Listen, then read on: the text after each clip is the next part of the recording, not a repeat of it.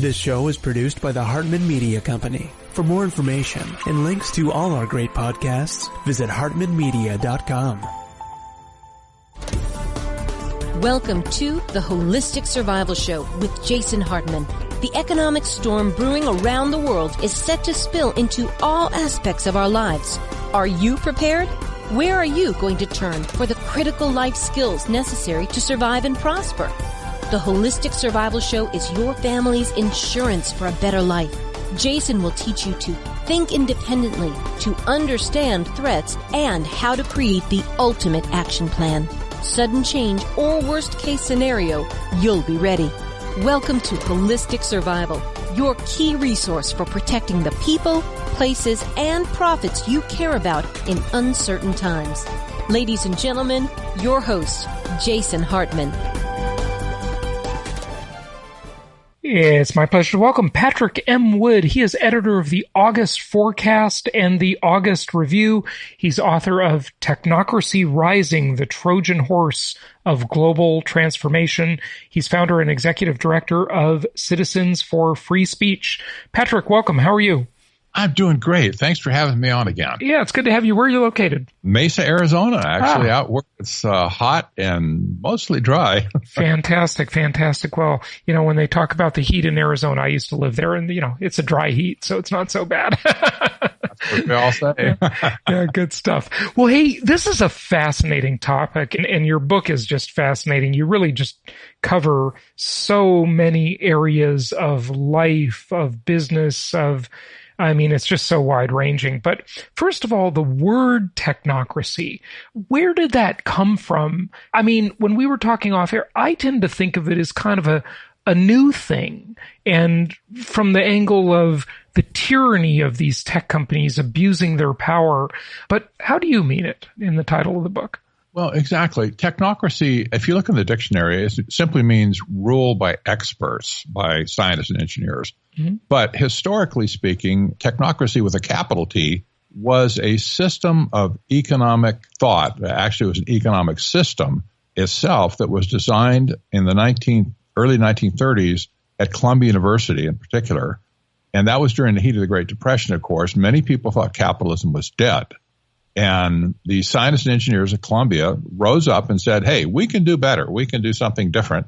Let's invent a brand new economic system because capitalism is going to die, and then we'll waltz in and we'll put this in place, and everybody will be happy. happy, I guess. Mm-hmm. But capitalism recovered. Technocracy kind of went to the wayside, and it stayed in the wayside for years and years until the early 1970s when it began to raise its head again. And today we have a lot of evidence that this original system of technocracy is in play today and still knocking on the door trying to replace the economic system that we know and grew up with, which is, of course, free market economics, capitalism, free enterprise, whatever you'd like to call it. So this is the great concern today on technocracy is if somebody wants to meddle with our economic system as it has been for the last hundreds and hundreds of years, that's fine. But how about let's just have a real discussion about it to decide, is this really what we want to do or not? Mm-hmm. Well, I guess the question of is it good or bad, we have to dive into this in more detail. I mean, it doesn't seem like we have any experts running the world nowadays. So in some ways I'd welcome some experts, but we've got all these folks that have been sitting in government for decades, and they just keep making the problems worse with their maybe unintended or intended consequences. I'm not sure. And they're pushing for just more and more power under the guise of giveaways, handouts, socialism. Are they considered experts? I mean, what the technocracy, who that we all know of would be considered an expert that's like running the world today? Would it be Sergey Brin and Jeff Bezos, or would it be Zuckerberg, or would it be like a government official? We tend to think of it as government, I think. That's right. The common tendency to kind of look at government politics via the government is pretty natural because that's where all the conflict and stuff is. Economics is, the whole area of economics is just boring to most people. And it's like watching the paint dry, in your bathroom or something. Just, to get me away from here. But it's really an economic issue. It's not a political issue. The original technocrats believed that politicians were incompetent, probably mean-spirited, and they hated their guts. They wanted to get rid of all the politicians altogether and simply create an org chart for scientists and engineers to run the country. This, of course, was pretty preposterous according to, just based on our Constitution, the political structure we have. But these people really believed that they could do a better job than any politician. Well, that antipathy still exists between technocrats and politicians today. In fact, a lot of people are mad at politicians today for the same reasons they were in 1932, because they looked at as bumbling fools and, illogical and that sort of thing. And I think there's probably pretty good reason for that. But the technocrats themselves today would look down their nose at the political system and say, it's just flat out busted. It's broken beyond repair. Why don't we just get rid of the politicians and listen to science? The mantra today of science says is kind of like Simon Says, the old game we played when we were kids. It is the dangerous thing here. Science does not always say what society should do. That's why we have elected politicians, or supposed to anyway. Mm-hmm. So you look at like the Jeff Bezos of the world, you look at the Eric Schmidts of the world, the Sergey Brins of the world, and so on. These people most definitely would be considered as technocrats. They are not Marxist in my opinion. I've studied this quite a bit. I don't look at them as Marxist at all. I look at them as technocrats. They're using technology to promote this science of social engineering, as they call it, where they intend to engineer society and the people in society for their own, proprietary economic interest. And this is not really what America bargained for. In the COVID world today, we see people like Anthony Fauci, for instance, standing behind the president with his white coat and his arms folded, mostly looking down his nose. And he would like to basically just say, look, just follow my policies and don't worry about anything else. But here's the problem with this whole. So Fauci would be considered a technocrat. Absolutely okay. So. And there's a host of people like that who think that they know better how to run society than anybody else. Mm-hmm. But here's the deal. The people like the Faucis that caused the great panic of 2020, as I call it, you have to ask the question, who in the world, in the history of the entire planet, who in the world had the power or the strategy to shut down and destroy the entire global economic system? This has never happened before in the history of the world. Right. And most people aren't paying attention to it because it's kind of economic in nature. Well, Big Depression coming and that sort of thing. But these people have had an axe out to kill capitalism and free enterprise ever since the early 1930s. And they have the same motive today that they had back then. And as I write about technocracy today, I say this is the clear and present danger of today's world. We need to really worry about these people because why are they so intent on destroying the economic system of our planet and our country in particular? People understand what's going on here, but you and I probably understand it's going on in the whole world right now. It's not just America. Yeah, no, it is. Well, I mean, why would they rush to destroy the economy and so many other things? Well, of course, it's always to gain power and gain influence and gain wealth. And when these kind of things happen, there are huge transfers of wealth and power. I mean, they're giant in their significance, especially now, and we're continuing to see it. I mean, maybe you can unpack that a little more. Well, absolutely. I think about this a lot, and because of my background, I'm kind of syncing up with what you just said here. The United Nations has been the torchbearer for technocracy for ever since 1992, for sure, but probably before that as well. What happened in 1992? Internet? Well, what happened in 1992 was the Rio de Janeiro conference that was the United Nations big global meeting that spawned the so-called Agenda 21 and sustainable development. So Agenda 21 was 1992, huh? I've done some shows on that before. And so maybe you can just tell everybody quickly, what is Agenda 21? Well, it was the agenda for the 21st century, but the key thing to it was it brought out the economic system called sustainable development. That is, a resource-based economic system.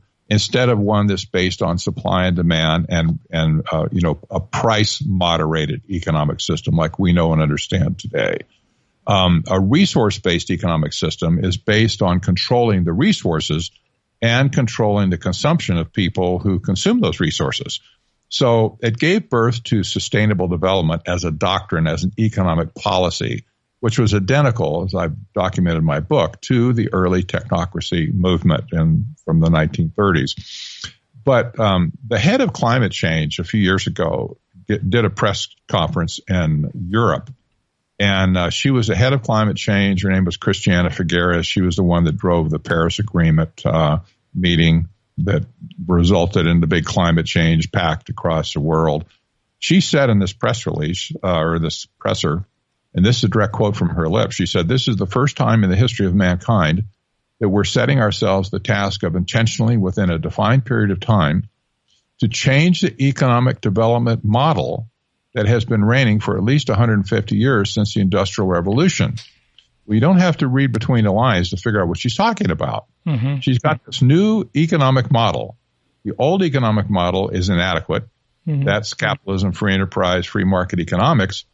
And sustainable development is the new economic system. And she says that the United Nations has an intention, has a time frame, and also the tools to create this new economic development model, and it's called sustainable development.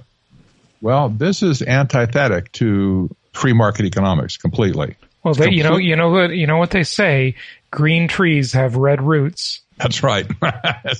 Red implying communism. Yeah, I know. We see this today. Every revolution, by the way, has had its useful idiots. We got that term from the Bolshevik Revolution, the useful idiots that thought they were doing good. Stalin used to use that. Yeah. They were the first ones that got killed after the Bolsheviks took power, and they what went wrong? We thought we were helping you.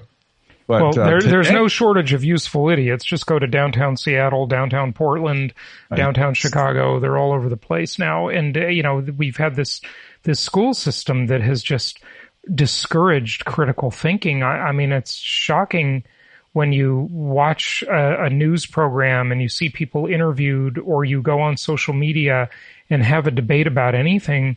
It doesn't matter what side you're on, what you believe. It's just the ability to think critically and to weigh both sides of an issue that has evaporated.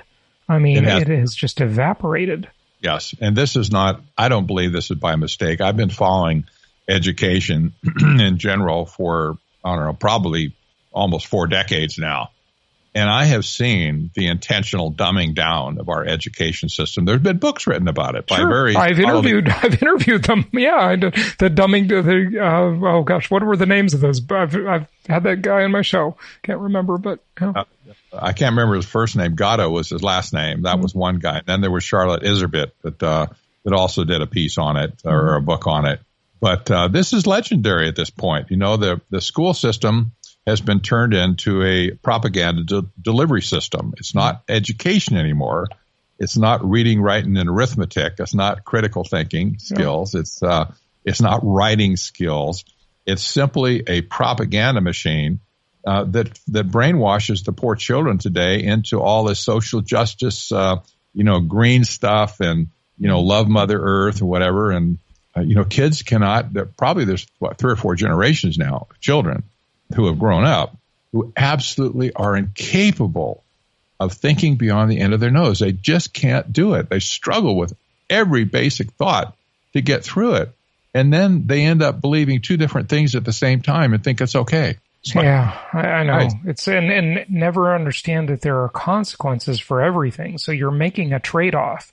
Do you love humanity, or do you love Mother Earth, or do you just say, well, there has to be a balance between the two? That humans have a right to be here too, just like all the other animals.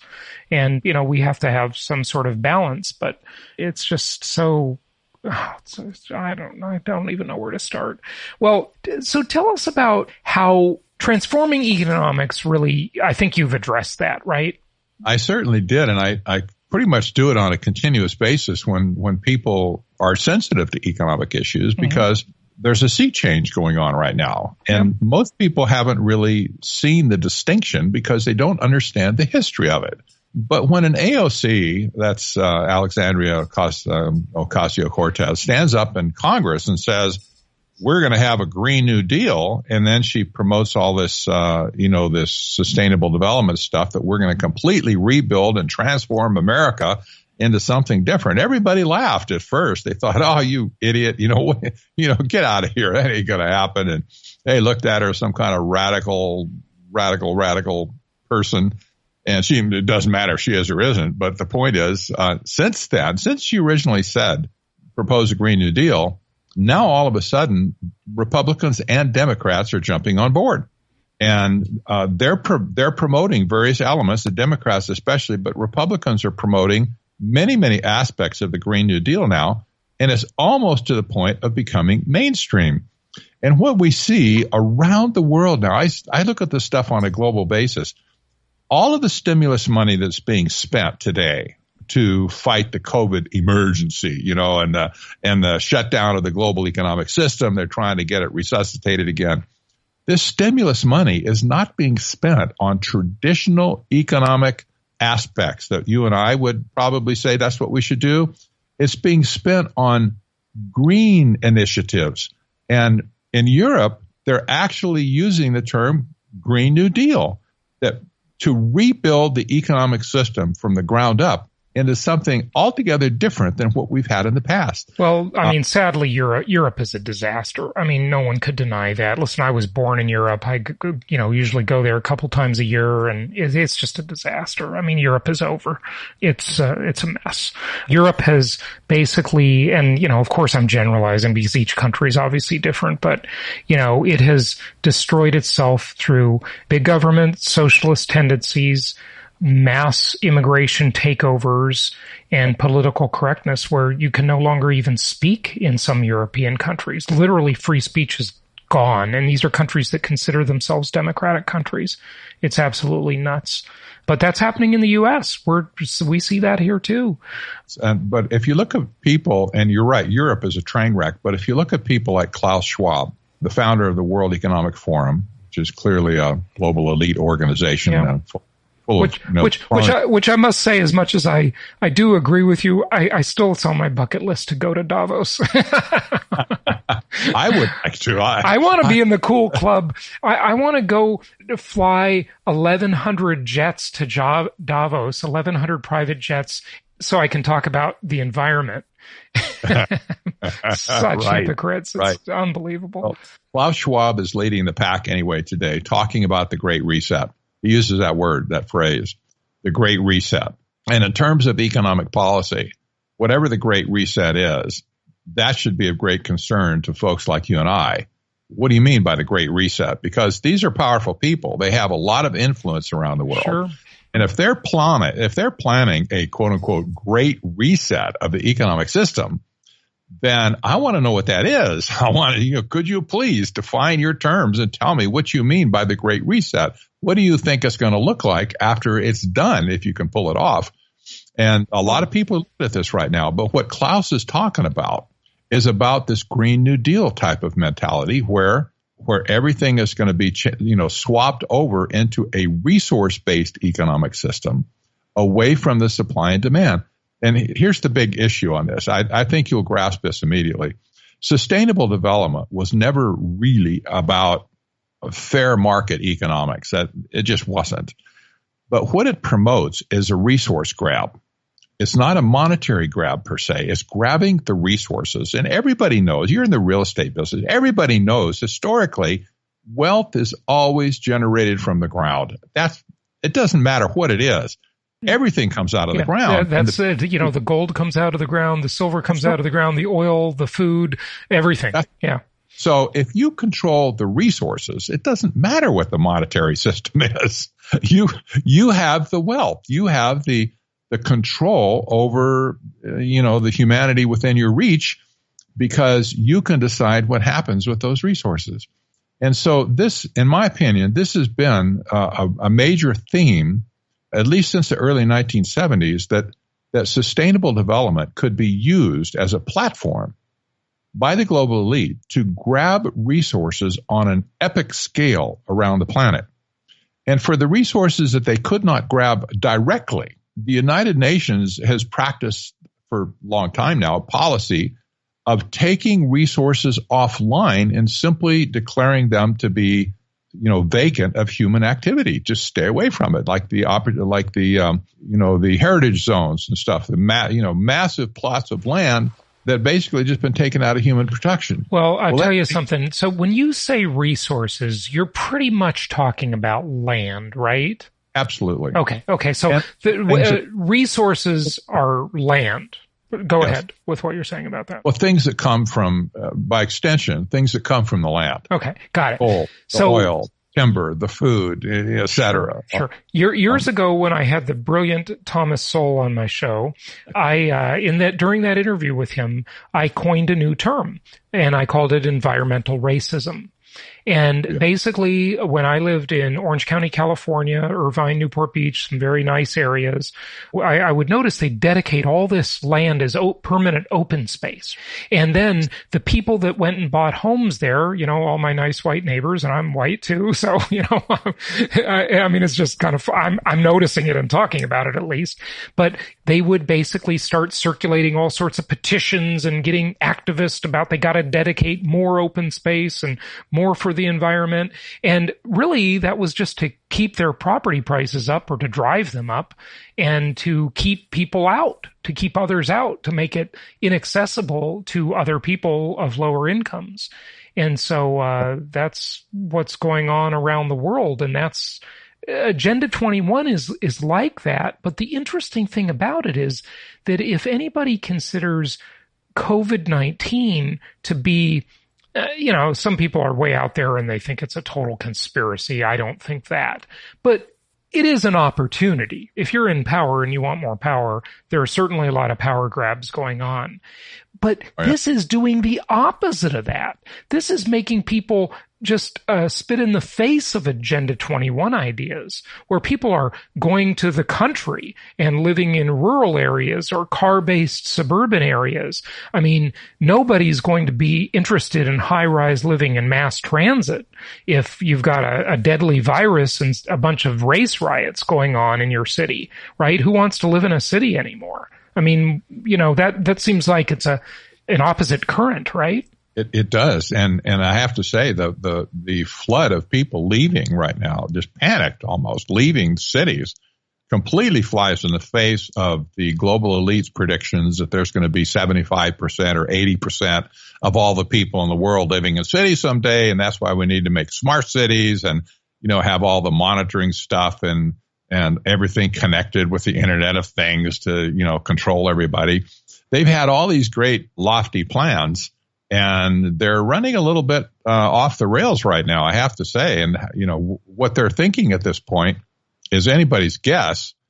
But the rural communities, I have to throw this in, the rural communities, by definition, have already been included into the major metro areas as far as regulatory, activity is concerned.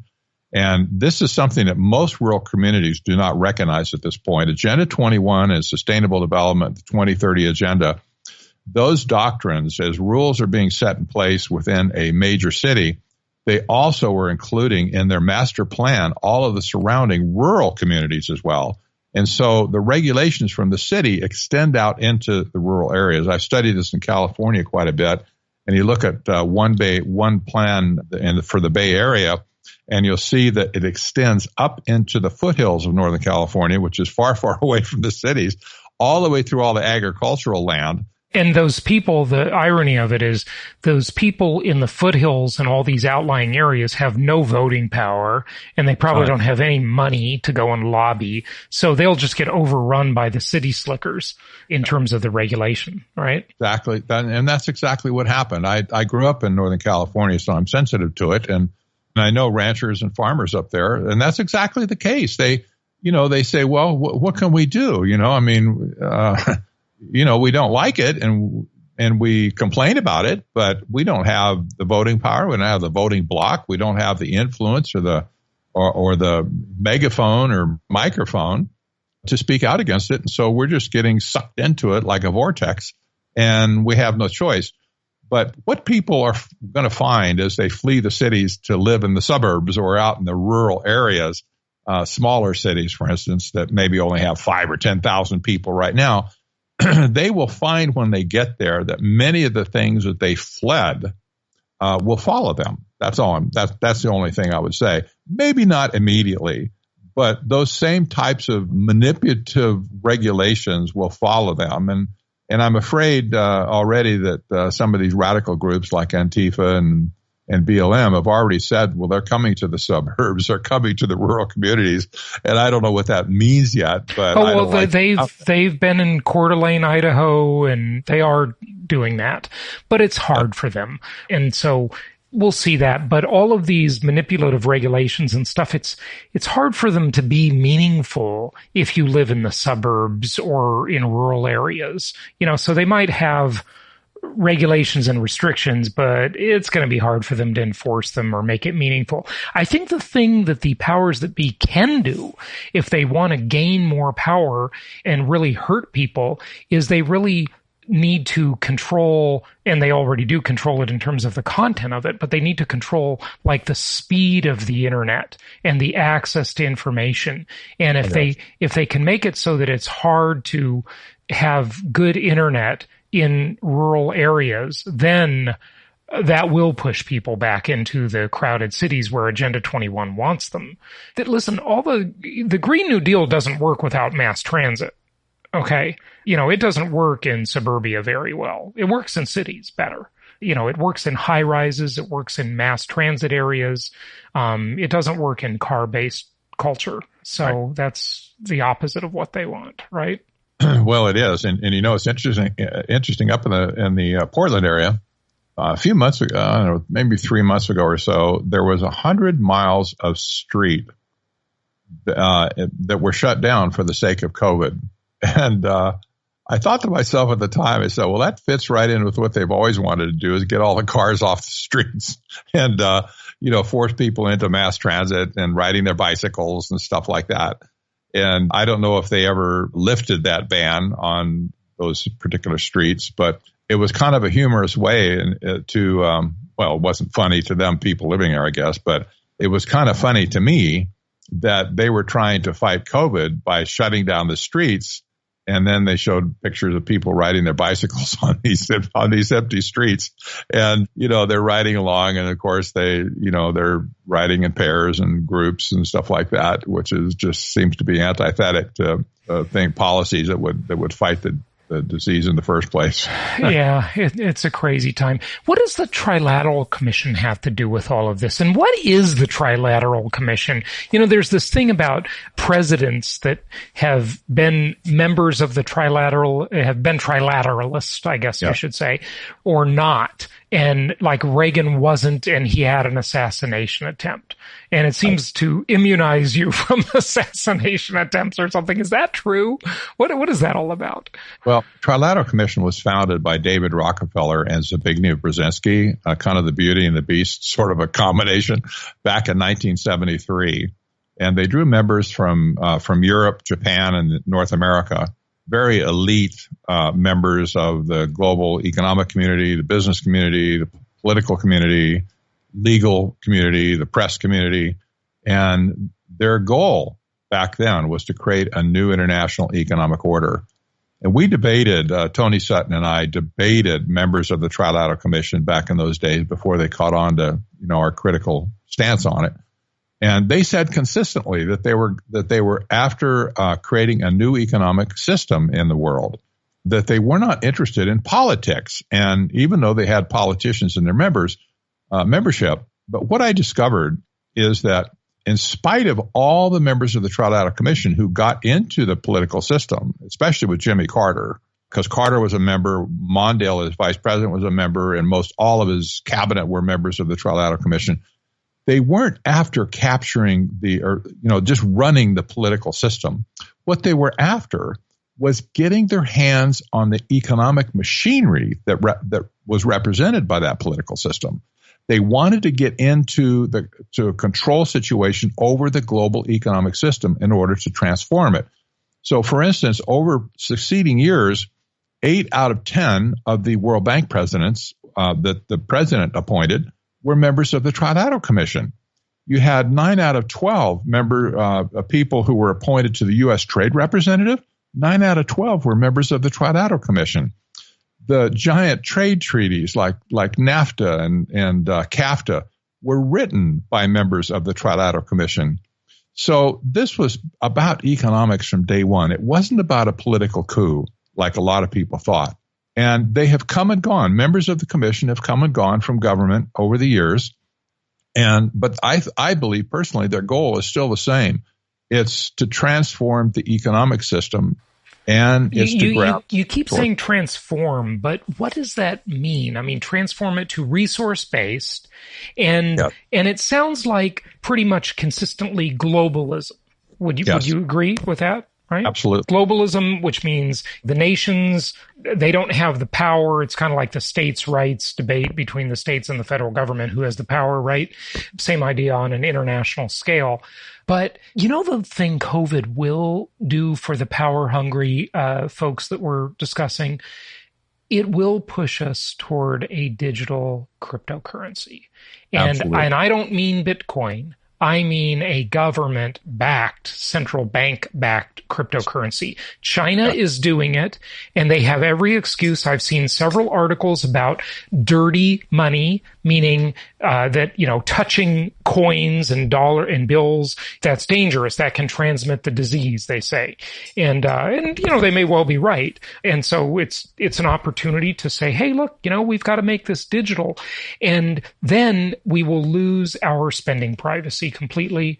And another thing, the last bastion maybe of privacy that's left is, the ability to use cash and buy something without everybody knowing what we did. It will be lost. So that's, I guess if you're on a chessboard, I would call that check. And then if there is a global digital fiat money, if it's one currency, a world currency, that's checkmate. It's game over for the citizens of the world right there, because there will be zero privacy, and they could do what China's doing with this social scoring and literally just take your money away with a click of a mouse.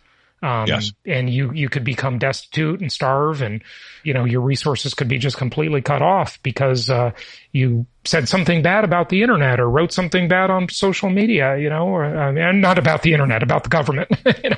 That's right. This is one of the great risks I believe that we face right now. And one of my favorite topics over the years has been the Bank for International Settlements, and I've studied them extensively in years past, and nothing much has changed there, but they are the central bank to central banks around the world system, and they're very powerful. They have tons of influence on what happens in the world economically.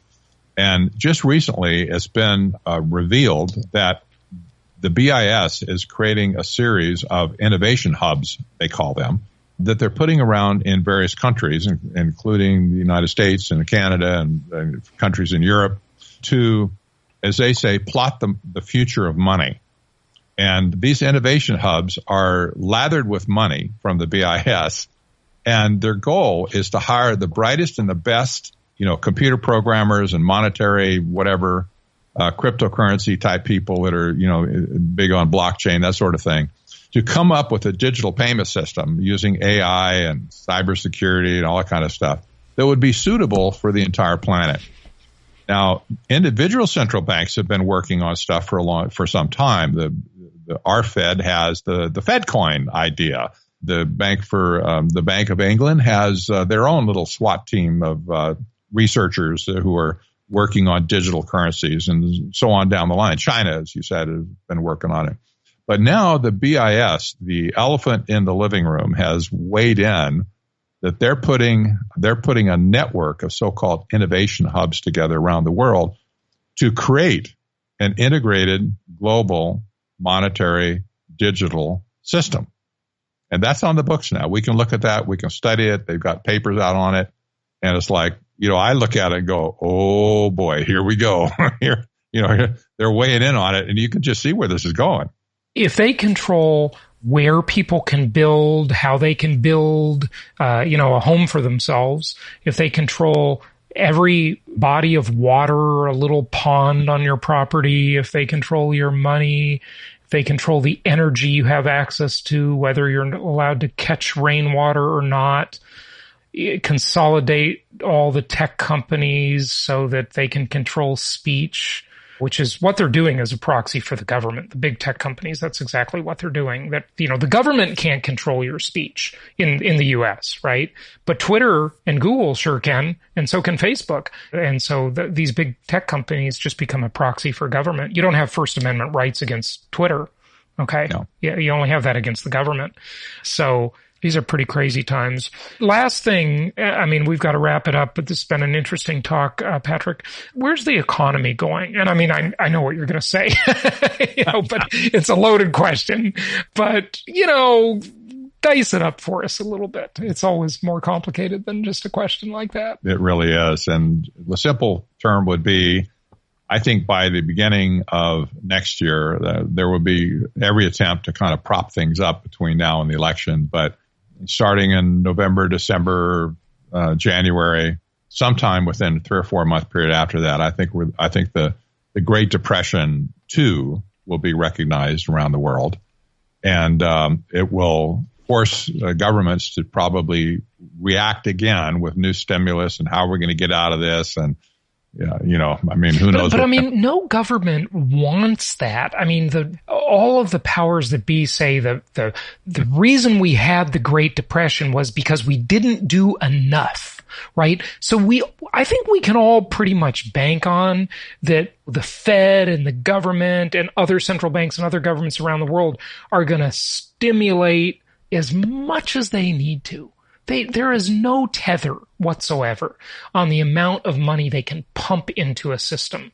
So if they do that, does that mean inflation? When you say, well, there's going to be a depression, is that an inflationary depression?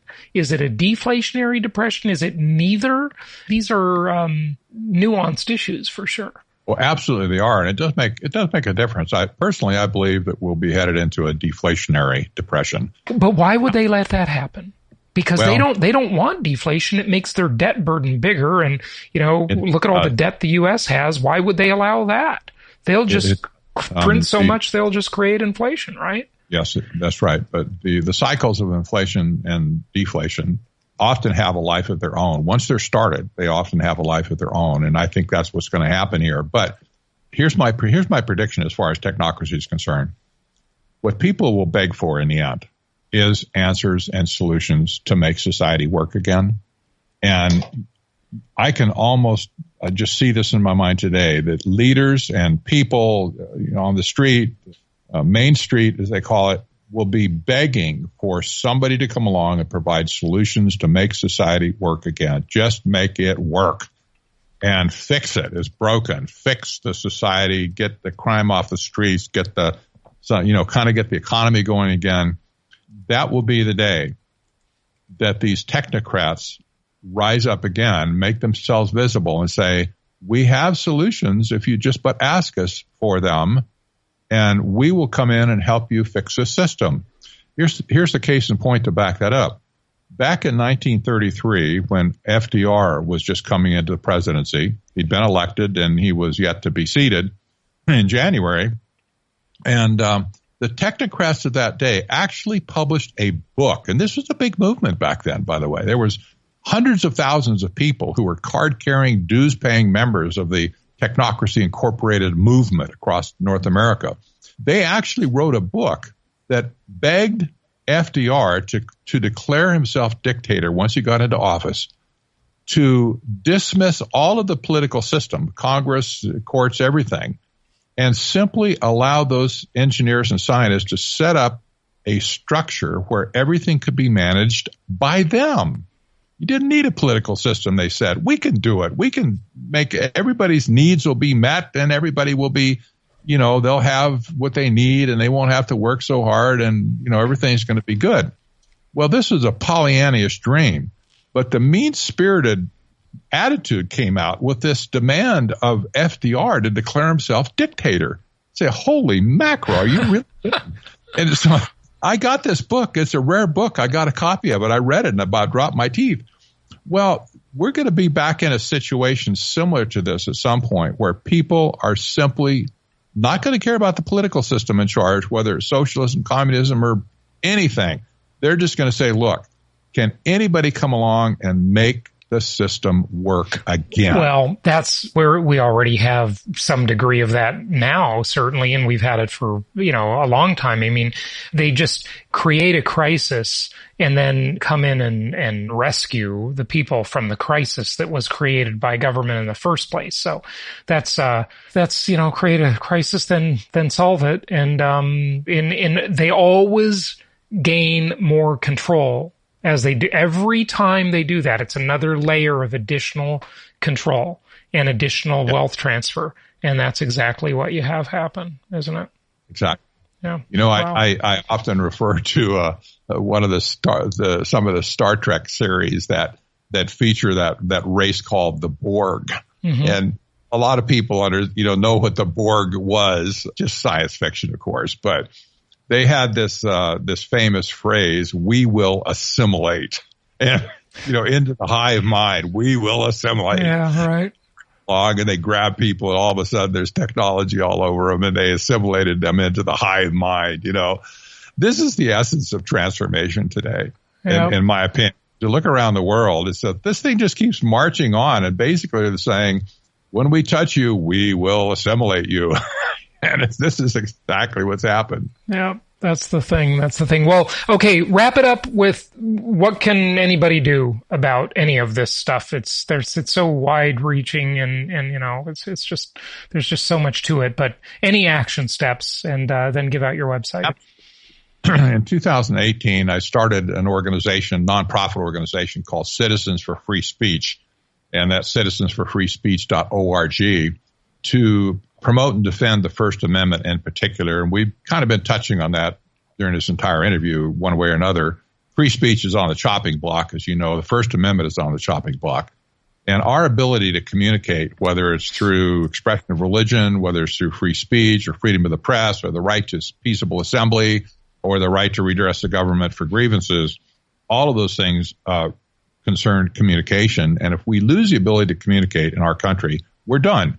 Europe, you already alluded to, has no such thing as free speech anymore. You say certain things, you'll end up in jail. Mm-hmm. We're headed that way. And, we have mounted a defense for the First Amendment and free speech through Citizens for Free Speech. Our membership is growing like mad right now with all the COVID crisis going on.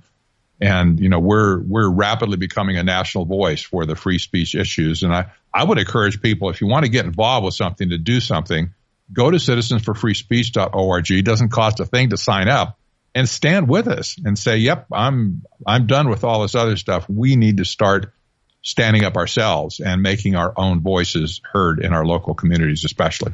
Yeah, definitely. Okay, so is that the website you want to share? Do you want to share another one? Citizens for Free Speech. Most people that might be listening would, if they know my name or the word technocracy, they will find my professional website, technocracy.news, very quickly. Been around for a while, and we have quite a bit of traffic coming to our site every day.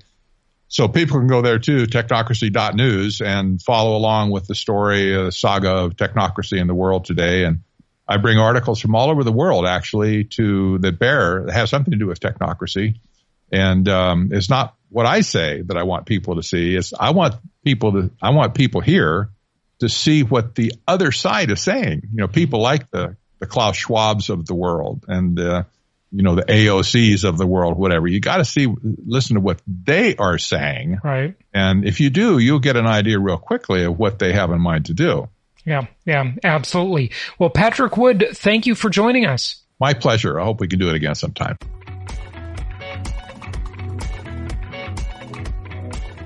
Thank you so much for listening. Please be sure to subscribe so that you don't miss any episodes. Be sure to check out the show's specific website and our general website, hartmanmedia.com, for appropriate disclaimers and terms of service.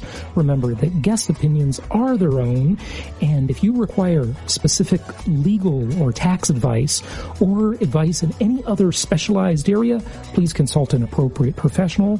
And we also very much appreciate you reviewing the show. Please go go to iTunes or Stitcher Radio or whatever platform you're using and write a review for the show. We would very much appreciate that. And be sure to make it official and subscribe so you do not miss any episodes. We look forward to seeing you on the next episode.